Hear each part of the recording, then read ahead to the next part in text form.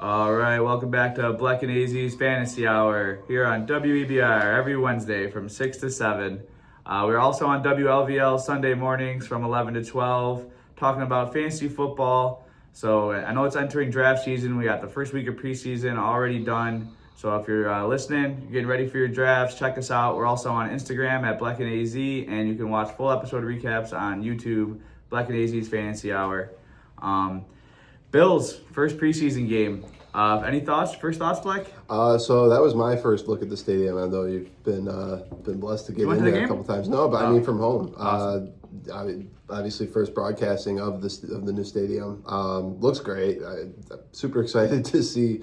My seat from my couch is gonna be the seat I'm. Nothing wrong I'm with the seat at the couch. I've been to lots of games, and sometimes when I get a break and I get to stay at home, I kind of miss it. So we were ticket partners for 8 years? Long time, maybe yeah. 9. It's Josh Allen's rookie season. Yeah, so we were ticket partners for a long time, and I got out just before last season, and now is like the first time where I really kind of miss having a little bit of that action. But as I was last year, I'm super excited to watch the games from home this year, and I am, though, excited to find a way to get into that stadium. Probably next year. I can't help but think that I'm going to pass on some of these prices for these tickets right now. I'm happy for you. I'm glad that it's finally a nice opportunity to cash in a little bit on some of these tickets. But, the stadium looks great.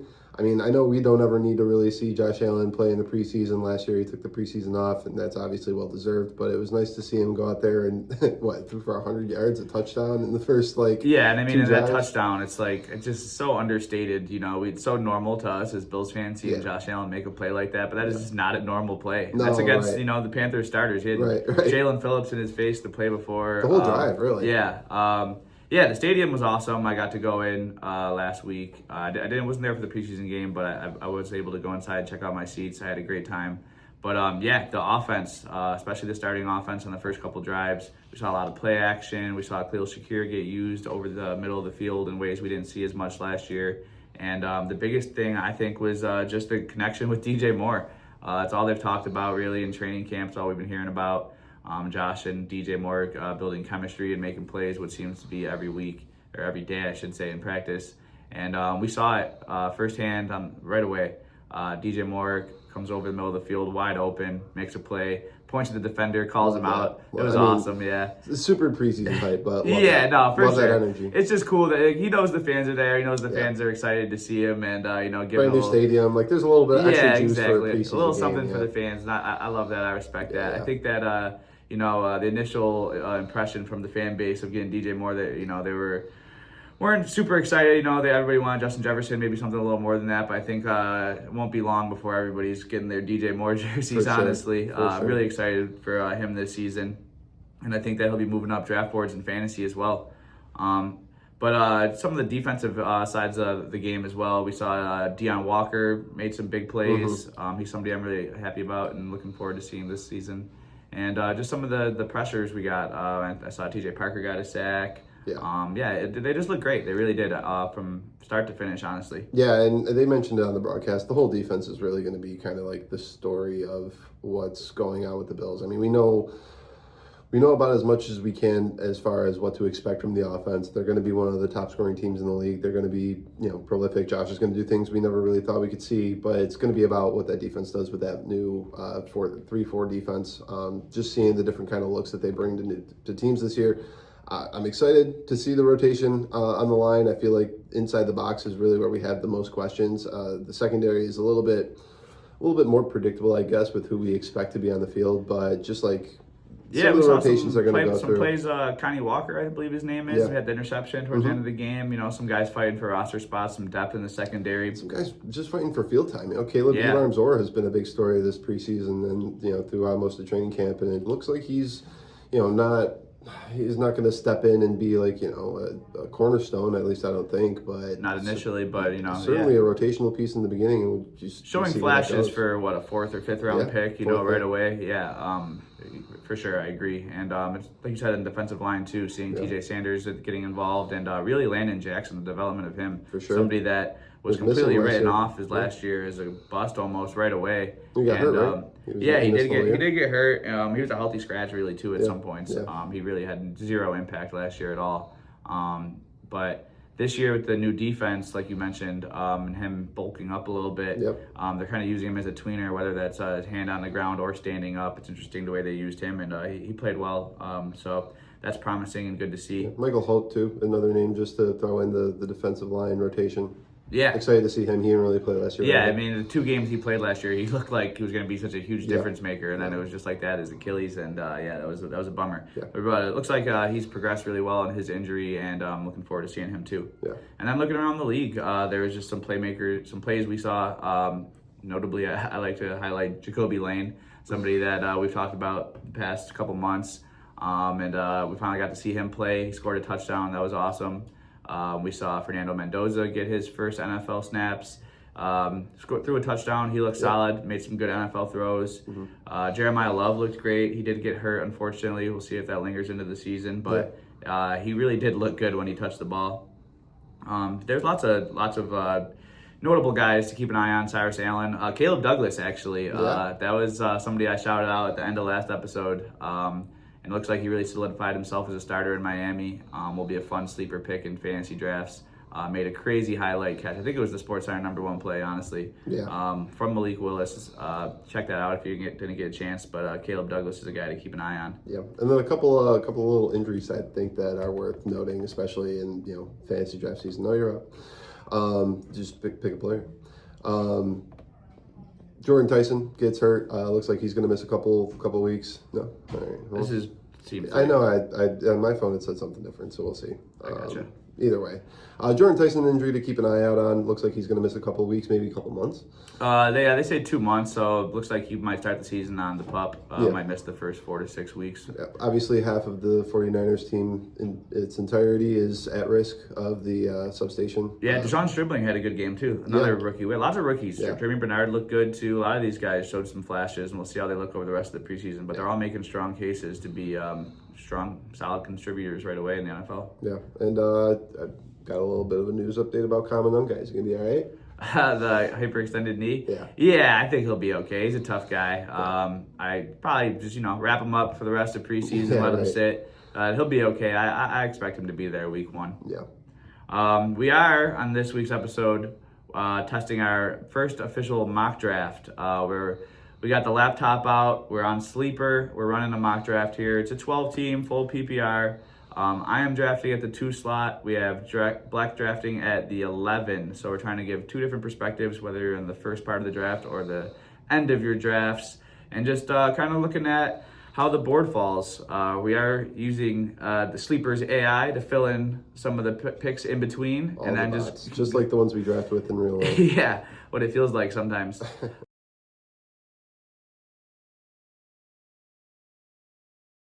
We are currently in the 6th round. I am on the clock. I'm going to make my 2 picks here, and then we'll kind of do a little recap of where we're at so far. Yeah, just to get things started, Gibbs with the first spot, and then Azure in the 2nd spot takes his guy, Bijan Robinson.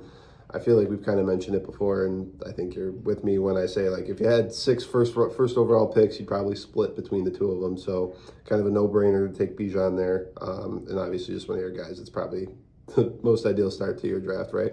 Yeah, no, I if you've been following the show or listening at all, I think I've mentioned a few times that having probably a top 3 pick in this draft, it would be my favorite draft position. Even 4, honestly, anything in the top 4 I'd be pretty happy with. So yeah, I do like how I've built this team so far. Computer did just snipe me, unfortunately.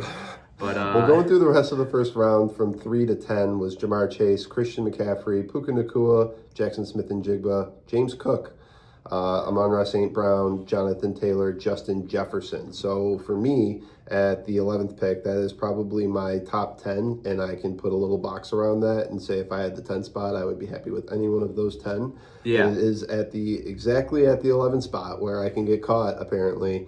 Not really sure what to do. So with a couple names like CeeDee Lamb, Devon Achane, Saquon Barkley on the board, I ended up going with Kenneth Walker, who was someone I kind of talked up a couple of weeks ago, mentioned that. The irony. Yeah, so, I mean, so fitting, right? How else Over was the it supposed past to end? year, all the Kenneth Walker hate we've had on this show from Bleck, and he's taking Kenneth Walker 11th overall. Pain. It's awesome. It's really I mean, we've come full circle. Seriously, and I can't wait to find myself in an actual draft where I end up in this exact same situation. I don't really love Kenneth Walker as a first round pick, but just with who else is on the board, I just feel like there's a definitive floor for Kenneth Walker. They're going to give him the rock. They paid him to give him the rock. Yeah. Don't really know what that passing game's going to look like for the first couple of weeks and what that really Kenneth means. Walker For the should rest be of the involved in season. the passing game though as well, which Also, gives him a higher ceiling too. Yeah. He really will be a true 3-down back, and if healthy, he should really have a huge season. And although maybe 11 is higher than most people would have him on their boards, I wouldn't be surprised if after this season we see Kenneth Walker getting drafted in this range for the next year or two. Honestly. Yeah.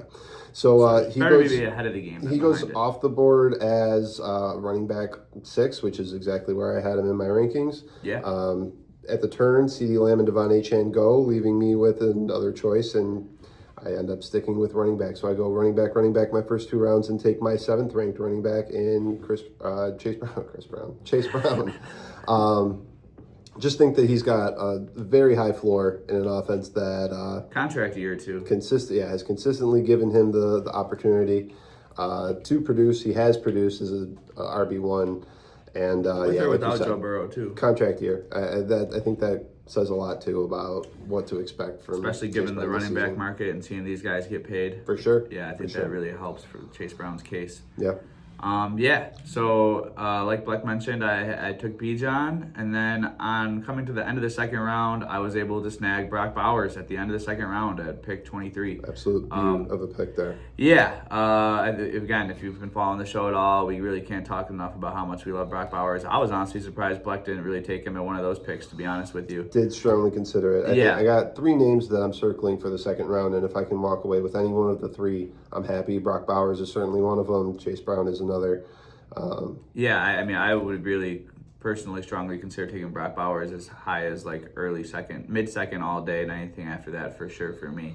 I love the positional advantage you gain having a Brock Bowers on your team. Then wrapping around in the third at the top, I was able to take Malik Neighbors. One of my guys, I'm a huge fan of Malik Neighbors. He has the talent of potentially top 3 receiver in the league. There was some injury concerns, and obviously still is to some degree. But from all indications, it seems like he's healthy and ready to go. Any videos I've seen of him in camp, he looks really good. Everybody is really a fan of Jackson Dart and this ascending Giants team this season, and I think Malik Neighbors will be a huge part of that. We've seen what he was able to do when healthy in his rookie season, and if he's able to get back to that form, I think in the third round, that's a huge value as my wide receiver 1. Yeah, definitely. Yeah, and then getting back to Bleck at the end of the third here. Yeah, at the end of the third, it looks like it was mostly running backs that went in that third round, and honestly, for me, that couldn't have really lined up any better, taking 2 running backs with my first 2 picks. So with the 11th pick of the third round, I snagged Zay Flowers with a couple other guys that were very credible and very worth taking in that pick.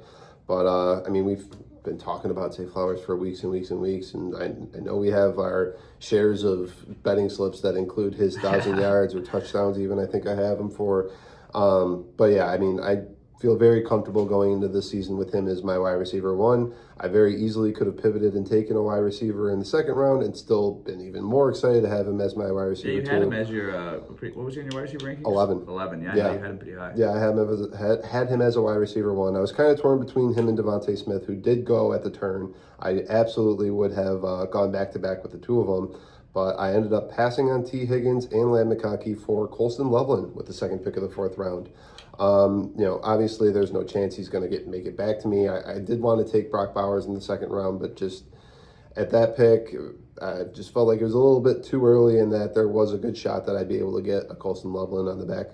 That's fair. He's someone that we've talked about that has tight end 1 upside. I don't think taking him in the 4th round is necessarily, drafting him at that value. I think he's a lot closer to Trey McBride than ADP shows that he is going into this year. That's fair. Just situationally, I think Loveland's got all of the runway to get there, especially if any of the Bears continue to get knocked up or if we get any new injuries. I think the biggest thing, too, with him is that I think he's like the clear and obvious red zone target there. Yeah. When we look at how Ben Johnson utilized Sam Laporta in his breakout season, And then when we compare him to the other weapons they have over there, like Luther Burden or Roma Dunze or even DeAndre Swift, these aren't necessarily like massive, huge targets and guys that we expect to rack up huge touchdown numbers. So if there is a guy in Chicago that I would bet on to be a double-digit touchdown scorer, it would be Colston Loveland, and I think that gives him a high ceiling. Yeah, and a high floor too. In this format that we're drafting into, it's full PPR, two running back, 2 wide receivers. So there's not like a premium for adding the potential flex players. I just think that there is value when you're only playing with 2 receivers to try to snag one of the top tight ends or even a top quarterback. Maybe not both necessarily, but just with a shorter starting roster, you can lay a little bit more importance into the positions that have just one player. Yeah, no, for sure. Coming back to my wraparound here at the 2 spot. So I started off with Bijan, Brock Bowers, Malik Neighbors, 1 running back, 1 tight end, 1 wide receiver, which traditionally isn't my favorite roster build, but I do think that I do have a chance to potentially have running back 1, tight end 1, and maybe a wide receiver 1 in a dream scenario. But because of what's available in these 4, 5, 6 rounds, I do feel comfortable starting off like that in this year's draft. I was able to get my guy, Luther Burden, at the end of the 4th here. I love Luther Burden. We just talked about Ben Johnson's offense. And if Colston Loveland is going to be Sam Laporta in that offense, hopefully Luther Burden can be Amon-Ra St. Brown. And getting a value like that in the 4th round is awesome. Some people will say maybe he's getting a little too overhyped and this is a little too high for him. Personally, that's not me. My only concern with him really is just health. I know that he already suffered a groin injury, but it seems like he's fine. Same thing with Kyle Monungai. Just wrap those guys up for preseason, let them get healthy for week 1 because the Bears can be a really good team this year, and we need those guys all season long. And then coming back to the 5th round right here, I was able to draft David Montgomery, a guy that we talked about in our running back rankings. Somebody I really like is a safe RB2 with some upside for more. I do think the Texans like to run the ball, play defense. I think they traded for David Montgomery and extended him for a reason. I don't really expect Woody Mark to take too many shares, if any really. And if he's able to be, a solid 1,000-yard guy, double-digit touchdown guy, I really like him as an RB2 in the 5th round. Yeah, totally respect both of those picks, really. David Montgomery, I would expect 100% to be high-end running back 2, if not a running back 1, by the end of the year, just based on the way that they want to play football, it seems. They have Nico Collins to take the top off. They have Tank Dell to take the top off, but I don't trust C.J. Stroud to do that consistently, so what better way to really make those shots viable than by a healthy run game? And like you said, trading for David Montgomery speaks volumes to that. Moving back towards my end of the 5th round, it seems like mostly wide receivers in this round, and honestly, just about every one of them I would have preferred to take over the one that I did take. But I did land on Carnell Tate with the 11th pick of the 5th round. Not super stoked on it, but as the draft goes on and some of these options start to get muddier and muddier, drafting a top 5 wide receiver onto an offense that is looking to give their first overall pick weapons and tools to take that next step, certainly feels like Carnell Tate is one of the safer rookie options over the last handful of years at wide receiver. It feels like a lot of years we kind of go looking for the receiver in the first couple of picks to be big producers, and unfortunately, consistently, they have not. But I do feel good about Carnell Tate in the late 5th round, almost 6th round. Sam Laporta and DK Metcalf both go at the turn, where I then take DeAndre Swift over Bishal Tune. And that's slightly with the Monungai news in mind, but you've mentioned it a couple times about DeAndre Swift. That's one of your guys, and he's just consistently an RB2, and that's like his floor. So if he's your flex, having him as my 3rd running back makes me feel really good about the running back room. I've definitely got some work to do with receivers. Carnell Tate being my 2nd receiver. I still feel great about Zay Flowers, but I definitely need a little bit of juice in my receiver room. Yeah. So coming back to you in the 6th. Coming back to me in the 6th here. Took a wide receiver that I probably should have just considered instead of This guy should not be going in the 6th round. No, as we get closer to draft season, we'll be seeing him starting to go in the 5th round, and I wouldn't be surprised if there were some people starting to reach on him in the 4th round. Parker Washington is just unstoppable at training camp. He is the wide receiver one in Jacksonville for all that I'm concerned. We saw how he finished the end of last year, and even in the preseason game against the Bills, he looked great. He's looked great all training camp, and again, going into the season, I'm expecting a huge year for Parker Washington. I was really happy to take him as my third wide receiver. I really have such a high upside wide receiver room that I'm pretty happy about here.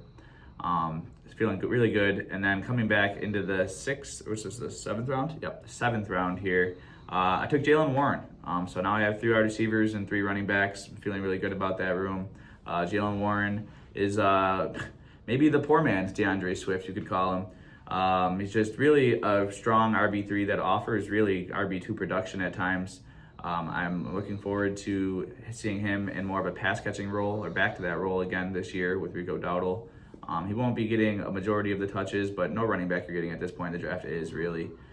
So somebody that offers a high floor while maintaining a decent ceiling as my third running back in a safe offense. I feel pretty good about that. I expect him to be in that 30-40 catch range in a full PPR league. That works out for me in this spot. Coming back over to Bleck here. I think that this 7th round and this 8th round, just kind of looking through all these picks that were made, and granted they are by bots, but they're also by us, it feels like it's no man's land. The 7th, 8th round specifically really feels like... I felt the same way. I'm not sure, just looking at this draft, I'm not sure if this is just me thinking this, or it just seems like there's been a lot of quarterbacks and tight ends that went to in the past couple rounds. Yeah, and I feel like that's kind of... Which is baked into it being no man's land. This is all like not the second tier, but like that third or that mid tier of players that, like, the difference between what they're expected to produce is really not that much higher than the next tier to drop, but it is that much different from the tier that just left. Yeah. This is the point of your draft with your friends where a couple guys in your league start to fall off, you know? Yeah. Getting into the 8th round, you might have been there for an hour or two. Guys have already had a couple drinks. For sure. Starting to name guys like, Josh Downs, and maybe 3 guys in your league don't even know who that is. Right. So there is definitely a spot where you're able to take advantage in that sense. But this is not the sexy pick territory. No, so far from it. That's why I like to play it safe with some of these guys. Jalen Warren being an example. I think DeAndre Swift is a good one as well. Yeah. So I mean, these guys, Swift and I took Swift the round before. Warren kind of starts this group of players. I really particularly don't feel great about these picks myself, but at the 7-11, I did take Kyle Monungai, partially as a handcuff to Swift. I don't think I would have taken him if I didn't have Swift. I really don't know where I would have went. Just knowing with my roster construction, I need receiver desperately. Taking Monungai really just kind of leaves me at peace that I don't need another running back on my roster. I have my first 2 I took. I have the Chicago backfield, and I shouldn't need any more than that. Yeah. Totally fair. And I think that's, Swift offers value in his own right. I mean, right. I have a couple dynasty leagues where I have both Swift and Monungai. And, it's a good situation to be in, or a good problem to have, I should say. Yeah. They both offer fantasy value individually, and if either one of them were to get injured, the other skyrockets. Exactly. The other becomes an RB1 that week for sure. Exactly. Yeah. So it's definitely a good problem to have, like I said.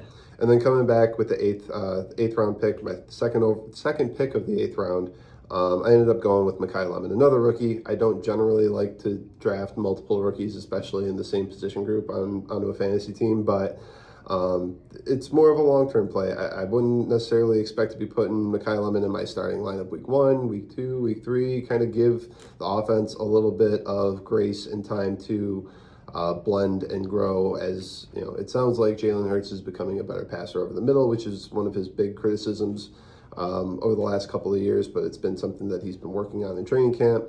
Mekhi Lemon is definitely an over-the-middle type of guy. So is Devontae Smith, but he's a high-volume style of receiver. Yeah, if they're going to implement that kind of style of ball into their bag, I would expect Mekhi Lemon by season's end to be, maybe not an RB, definitely not an RB1, but maybe in that low end wide receiver 2 talk. Easily flex option. Yeah, I think that, by the middle of the season, he'll be like a consistent flex at least. I agree with that for sure. Especially in a PPR league, like I said, with the high volume style of football he plays, he could be a guy that gets 6, 7, 8 catches consistently. Yeah. I like that pick there for you. Then we see another run of quarterbacks. So coming over to me in what is this, round 9? This is round 8. Round 11. 8, okay. So yeah, like Bleck mentioned, we kind of are in this like dead zone. There wasn't a lot of guys I really liked. I had to scroll down slightly for this guy. Nobody I love, yeah, that's for sure. This is somebody that I did shout out last week on our wide receiver rankings, Quentin Johnston. I think we saw him start off last year really hot. We saw the red zone work and the touchdown upside he offers. And I think, again, we say it every single week, the Mike McDaniel offense. We're really excited about that over there. Justin Herbert, healthy offensive line. Ladd McConkey is the clear wide receiver 1, but I think Quentin Johnston is the clear wide receiver 2.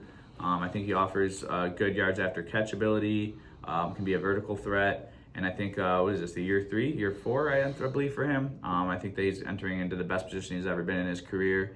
And for my wide receiver 4, I really like that a lot. And then something that is important in fantasy drafts when you're playing, or doing your draft, I should say. It's important to keep an eye on the person drafting around you. For sure. So when you're in the situation, when you're at a turn here, like I'm at the end here, who's in the next spot, they have 2 picks in a row. So when I was making my selection, I don't have a quarterback yet, and I'm thinking, should I go quarterback here? Well, let me double check if this team has a quarterback. And I see that they just drafted Joe Burrow a couple rounds ago, so they're probably not going to draft a second quarterback here. So I'm able to take Quentin Johnston first and then wait on quarterback after the turn, and which is what I do. And I take Trevor Lawrence. Definitely not one of my favorite players in the NFL. I'm not a Clemson fan at all. I've never really been a big Trevor Lawrence fan. But we did see a big year from him last season. He did have, I think he was QB1 for the last 6 weeks of the season. Liam Cain has done a great job with quarterbacks. We saw he did with Baker a couple of years ago, and then Trevor Lawrence most recently. And not to mention, I drafted Parker Washington. If I'm expecting a huge season from Parker Washington, that's going to be from Trevor Lawrence. And to get a stack like that at this point, I feel pretty good about that. And like I had mentioned, a lot of quarterbacks have already gone. So the only other options really were just not guys I was in love with. And, when I have a wide receiver like that, stacking your wide receiver with your quarterback is a good strategy in fantasy. Those big weeks, they can really do a big swing for you and single-handedly win you weeks. Parker Washington has a week where he has 150 yards and 2 touchdowns. That means Trevor Lawrence probably had 300 yards and 3 touchdowns. Right. When I'm getting 60 points from 2 guys, that's boding really well in my favor for that week. So I actually really do like that pick at that spot in the 9th round. Yeah, I know he's not your guy, but I've heard some people consider him to be a top 3 quarterback potential this season. He's got fantasy. a very, very high ceiling, yeah. Yeah, if he can maintain that same rushing that he showed last season and carry that over into this year and potentially even grow into year 2 with Liam Cain's offense. Yeah, I mean, it doesn't even have to have the rushing production. Just another year in this offense, another year with full offseason with Parker Washington as a cornerstone of the offense with Jacoby Myers in the receiver room. I think that it gives you enough reason to believe that step forward is possible. It is there, and I do think you got Trevor Lawrence right at a quarterback drop off. I mean, there's a couple of guys that I would be happy to take, and I did take one of them, but I think that there is still a pretty clear drop off after Trevor Lawrence against the next couple of guys that went. So in the 9th round at the 11th pick, I, just like you, took a look to see if the team that was drafting in the 12th spot took their quarterback yet or not. That was going to dictate whether I took a quarterback in the 9th round or the 10th round. They did. So I took receiver Jaden Reed. Again, just another effort. I'll probably end up doing at least another wide receiver in each of my pair of picks for the rest of this draft. Just like I said, it's the one position group that I feel the least confident in at this point in the draft. But Jaden Reed on the Green Bay offense that consolidated some of their potential, target receivers. Losing Dobbs to free agency, trading Dontavion Wicks. It's really just Jaden Reed, Tucker Kraft, and Christian Watson and Matthew Golden. And Jaden Reed has shown that he has the propensity to be fantasy viable as a flex play, and even had some weeks where he really kind of outperformed anybody's expectations. And then to follow that in the 10th round with the 2nd pick, I take my quarterback. Not even sure what number quarterback he is off the board. Well, it does look like everybody's got one at this point. So I'm the last team to take their starting quarterback. Double checking, yeah. And I went with Jared Goff, who was somebody that I mentioned in our quarterback rankings.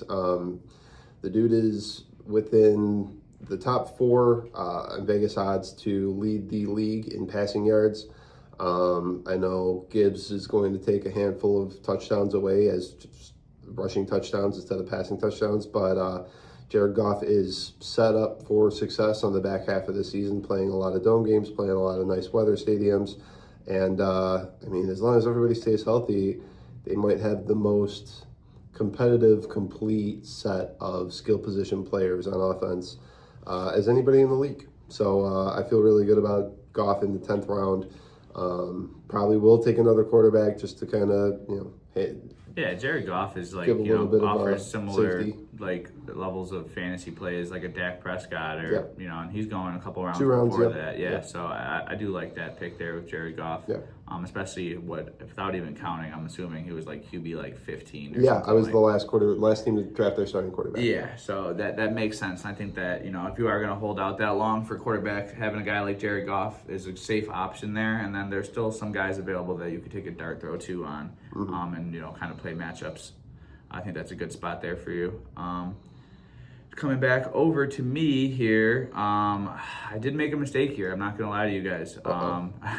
I was torn between Chris Rodriguez and Casey Concepcion. You got sniped? And I should have taken Casey Concepcion first.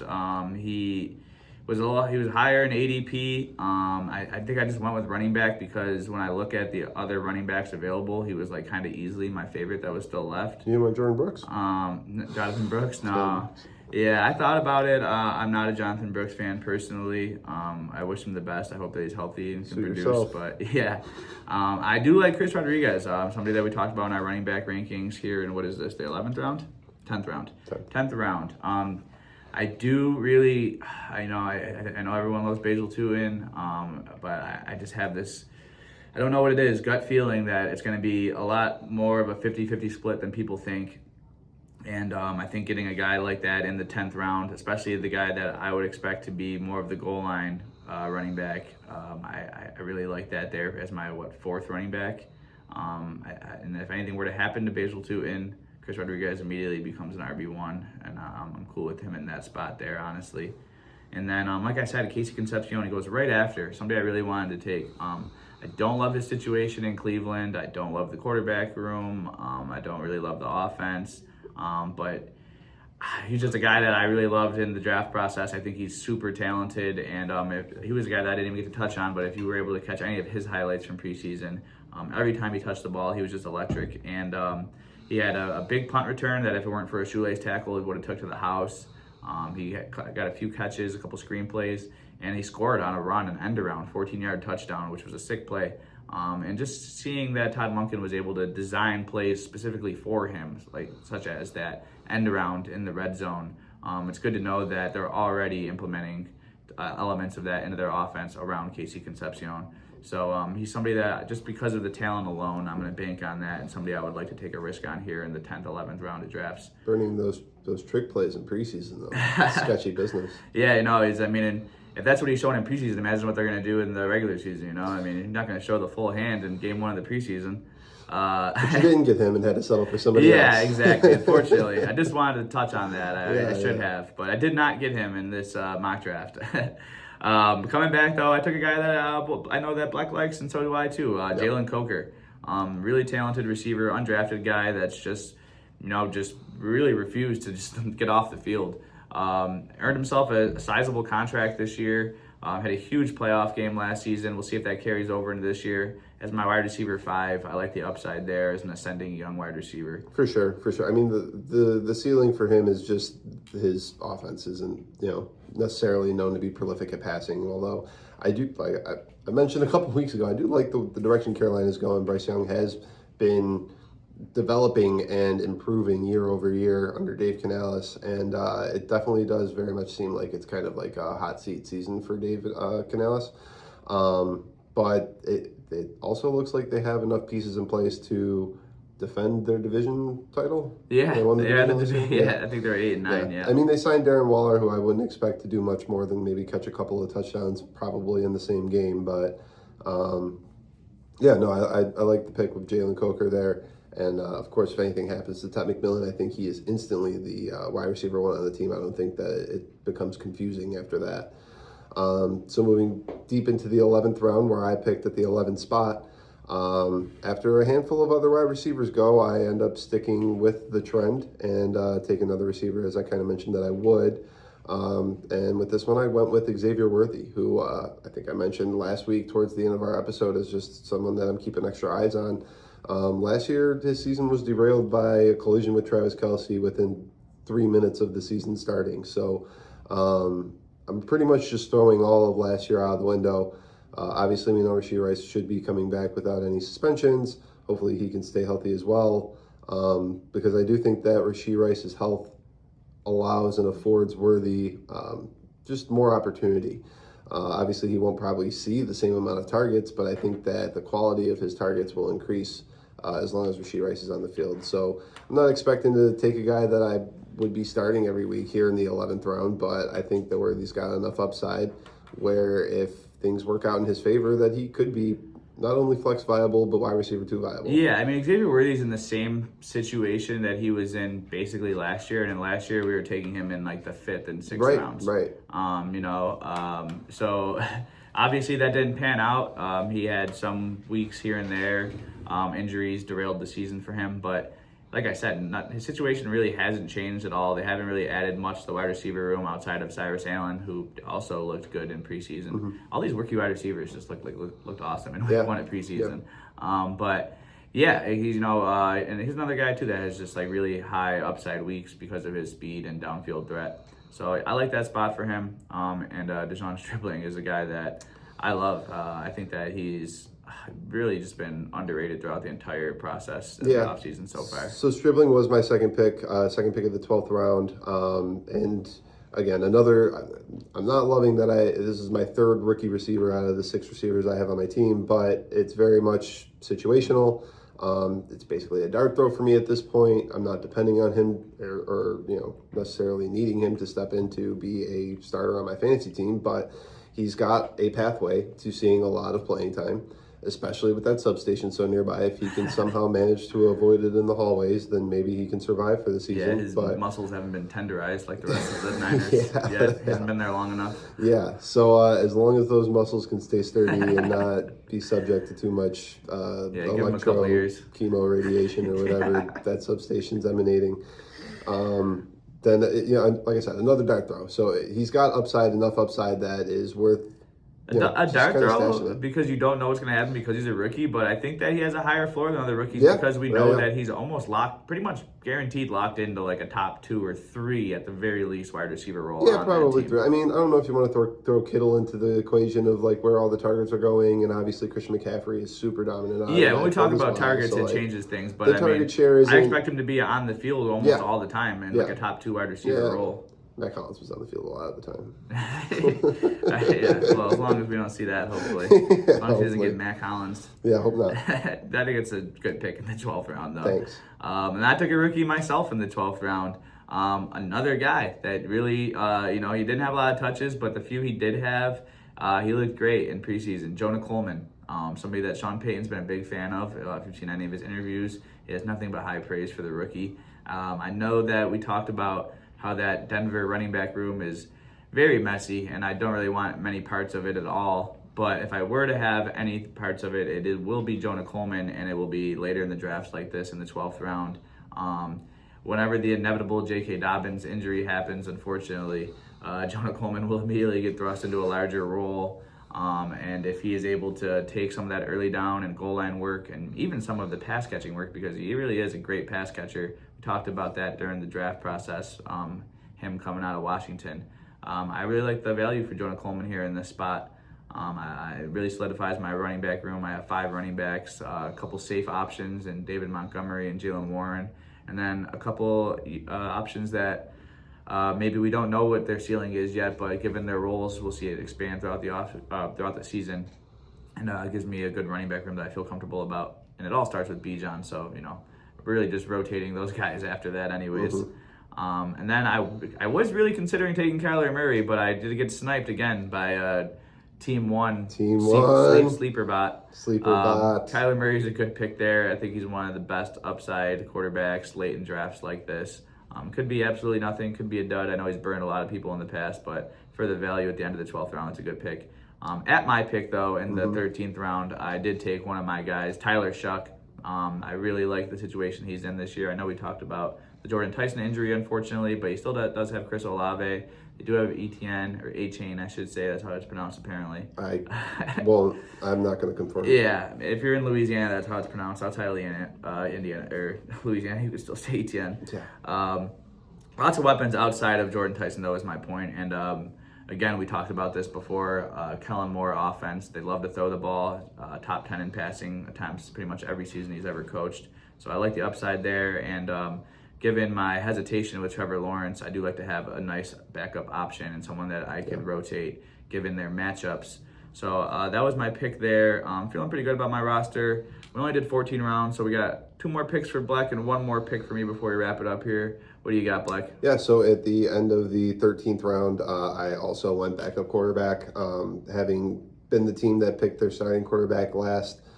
Even if I were just outside of like the second tier of quarterbacks, I would feel like it's pretty important to just have a second quarterback in case your first plan doesn't pan out. There's a reason they're not being drafted so highly. Whatever guy you end up getting, not stuck with, but left with as one of the last teams to take a starting quarterback. So I went with the high upside of Malik Willis. I considered Cam Ward. Yeah, I thought you would have took the stack. I thought about it, but... Sorry, you could pick up Caleb Douglas after the draft. Yeah, I mean, seriously. At this point in the draft, too, it's just... I draft him. Don't you dare. But at this point in the draft, it really is just kind of... The stack would have been smart, for sure. But just kind of shooting for upside, really. The rushing upside. I do feel good enough about Goff where I wouldn't be starting the season with Willis, and towards the end of the season, unless Willis was really on fire, then... maybe I'd consider it, but that drafting Jared Goff for the back half of the season. So maybe it would have been worth an extra thought or two about what exactly my quarterback construction was. But no regrets. Went with Malik Willis. It's fun to have the high upside guy and just have something like that to root for over the course of a season. Yeah, I mean, who really knows with Malik Willis? Yeah. And the rushing upside, I think that helps a lot. He's a bigger guy. He's very mobile. I think that I wouldn't be surprised if over the course of the season he has 7-8 rushing touchdowns, which that alone gives him a high floor. Right. If he can sprinkle in some big splash plays down the field, like we saw with Caleb Douglas really is that kind of guy. And in other news for the Dolphins, they actually activated Chris Bell today, which was kind of crazy. Yeah. He's not fully participating in practice, but they're getting him ramped up. I don't know if he'll be ready for week 1, but it's looking like he'll be ready a lot sooner than we expected. Yeah. So all of a sudden, the Dolphins wide receiver room went from definitely worst in the league to maybe worst in the league. Probably. Yeah. So we'll see. They definitely have some upside options there, though, and something to look forward to, at least for Malik Willis and somebody to throw the ball to other than Greg Dulcich. Oh, I'm surprised that wasn't your last pick. I did go for a tight end, even though I did take a tight end relatively early. Took Colson Loveland in the 4th round. I still want just another tight end just in case, kind of more of an injury hit. Security, I guess, but that's one of your guys. I can't believe you took him over Gunnar Helm. Yeah. So it's only 14 rounds. It's we can go deeper. Yeah, this is 100%. So the pick was Terrence Ferguson, and it's 100% what I had mentioned about him when we went over the tight ends. There's really no wide receivers in LA after Puka and Devontae Adams, and of the tight ends that do exist on the team, Terrence Ferguson is by far just the best pass catcher.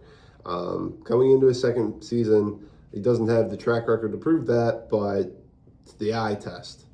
And I do think that he'll be included on a lot more passing downs. He might be a tell for defenses over the course of the year as to whether they're passing or running. But just because they have so many tight ends and they can pick and choose whichever ones they want to put on the field. Yeah, I guess that is kind of interesting. He might be a little bit more of a giveaway that they're going to throw the ball. And if he doesn't work out, then I can drop him and pick up... Gunnar Helm. Yeah, perfect. That was kind of my thought here. My Chris last Bell, pick too. Or Caleb Douglas. Now you're thinking. Yeah. Or Dulcich, apparently, since he's still on the team. Yeah, that's a stack. Malik Willis to Greg Dulcich. That's going to feed families.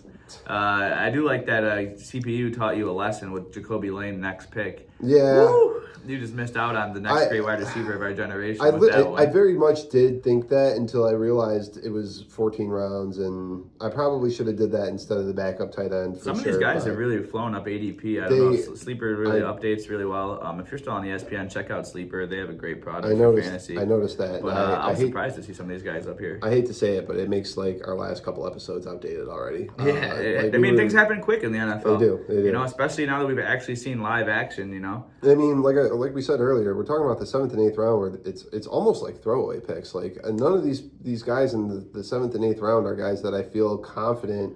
Yeah, I mean there's the top obvious guys that, you know, and then there's those like 4th, 5th round guys that you're like, oh, like wow, I'm getting Devontae Adams here. Like, value here. Yeah, exactly. Yeah. You know. And then there's like that like 7th, 8th round lull where you're kind of like, I don't love these guys, but you know that makes sense. Gotta pick somebody. Yeah, and then you get to have fun after the 10th round and start, you know, taking your guys, you know. So yeah, I totally understand that. I mean, it happens every year. Yeah. And like you said, we've seen guys already from our episodes. I mean, I think where did I take Quentin Johnson in the 8th round, and I think I had him based on ADP basically. like a week or two ago. I think he was one of my guys that were like out like 10th round or later, I think is what I had him at. So, and he's already going in the 8th round now in draft, so he's been rising already. Yeah. But before we wrap, I have my last pick here. I had a tough one here. I did take Jalen McMillan. I had to go with just kind of everything I've talked about already. I've already thrown Jalen McMillan out multiple times as somebody I'm really high on this season, and he's somebody that's even climbed up in the rankings here. Somebody that was not getting drafted or was like kind of like a round 17, 16 guy in some of those deeper leagues. Took him in round 14. I really love his upside in that offense as a wide receiver too. Hopefully, you know, we'll see what happens with Chris Godwin. But I was torn between him and Cyrus Allen. Just another rookie wide receiver that's just shown flashes, and just some of the question marks they have there in Kansas City with Rashee Rice coming back. Hasn't looked great, hasn't really been healthy throughout his career. Already has, you know, outside of football, other questions as well. You know, character concerns, you could say. You could say that. Yeah, put that lightly. And Xavier Worthy, another guy that's somebody that I didn't love in the draft process when he was coming out, a smaller guy. I was worried about that frame and holding up against the NFL tacklers, and he's been injured throughout his career. And Cyrus Allen season was Travis Kelce's fault. Yeah, and just knowing that how well he's performed in training camp and seeing it carry over into preseason, somebody I'll keep an eye on over the next couple of weeks, but he could be a quick riser for me and somebody that I think that will be a popular sleeper pick late in drafts. So that was it was a tough one for me. Yeah. Wrapped it up here. Final look at it. I do feel pretty good about my team personally. I didn't draft a second tight end. When you draft a guy like Brock Bowers, I don't think you really need to draft a second tight end, so keep that in mind. Totally agree. You know, if Brock Bowers goes down, you know, your team's over anyways. Nah, but I mean, at this point, there's just like, you know, I'll just go pick up Greg Dulcich, like I said. Yeah. As long as Bleck doesn't. So I didn't feel the need to do that. We did not draft defenses and kickers. I'm a huge no kicker guy. I really just don't like kickers in fantasy. I've heard of leagues with punters. I no comment. Kickers, well, they are really important in the actual NFL. You know, I just don't think there's any like strategy or anything behind like starting kickers. You know, it's like there's no like, oh, this is a good matchup or anything. Really, like all you're drafting kickers for is hopefully a guy that plays in the dome and is on an offense that's not too good that all they score is touchdowns, but good enough that they get in field goal range. Or you're playing a team that's just good enough in the red zone or something. Yeah, there's a lot of variability and like there's no like actual consistency of expectation. My only thought process when drafting a kicker is like I try to draft a guy that's like in a dome. That's basically it. Except for Aubrey, man. Brandon Aubrey is Except for Brandon Aubrey. He is the exception. I will say that. Every couple of years you have a guy like that. For a while it was Vinatieri. For a while it was Butker, Gostowski. Right. Justin Tucker. Yeah, Tucker. Exactly. Right, yeah. Exactly. Yeah. But it's not for me. It's a lot more fun to remove kickers and add an extra flex to your league. Please consider that. Grow up. For Azure sake. Yeah. And then defenses as well. Defenses, I do like defenses in fantasy. I think there's a lot of people that aren't for defenses in fantasy either, but I think there's strategy involved in that. You can find value in matchups in fantasy with defenses. And for me personally, my strategy, if you're not drafting the top defense, which is what, the Rams or Texans this year, I'm assuming. Yeah, I usually just, this is the sauce. So write this down. Wait until the last round and just look at whoever's playing like the Cardinals week 1 and draft that team and then figure it out after that. It's the Chargers. Yeah, I know. You don't have to look. Yeah, it's the Chargers actually play. I think they play the Cardinals week 1 and then play the Dolphins week 2 or something like that. I think it's the Cardinals, Raiders, Bills.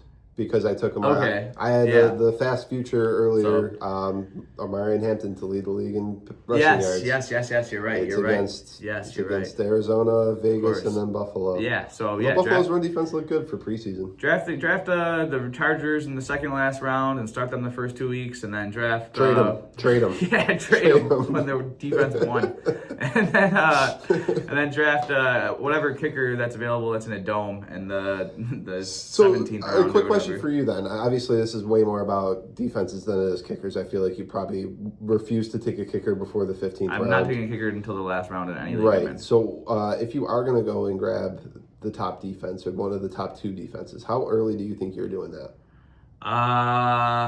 In reality, like, I'm probably never getting them because there's always going to be that person that takes them in like the 8th or 9th round, which is just like absolutely absurd. But I do think that maybe in like the 11th or 12th round, I would consider, just because they're like so set it and forget it, and you can start them every single week, basically any single matchup, and not have to worry about it. And there is something to be said for that. There is a value there. But you said 10th? I said like 11th or 12th. Yeah. In reality, someone's going to take them in like the 8th or 9th round. For sure. Because in that lull, that 8th, 9th round lull. I'm absolutely thinking it right now. Yeah. I'm getting caught. There's that guy in your league that does not like care and doesn't even know, had a few beers. He doesn't. Has a starting lineup. Yeah, has his starting lineup. Some people just look at their starting lineup. They just try to fill that out, why would I draft another running back? I already have 2 running backs. It's just. So they're going to take the defense. Let them take the defense, honestly. You're right. Yeah, but. If you do find yourself in the 11th and 12th round and your league is competitive, I do think that there is maybe a chance that I would take someone like Houston or LA. Yeah, I'd want to double check. I'm sorry, you said LA and I thought the Chargers for a second. Rams. But I mean, yes, either LA. Yeah, probably not that early for Chargers, but right, probably not that early for the Chargers. I'm in agreement. I have nothing to add. Yeah, no, totally. Yeah, this was a good little 14-round mock. It worked out pretty well, better than I thought. We just ran it over here on Bleck's laptop, live, coming at you. Yeah. As always, thank you for listening. Go Bills, and we'll talk to you guys next week. Go Bills.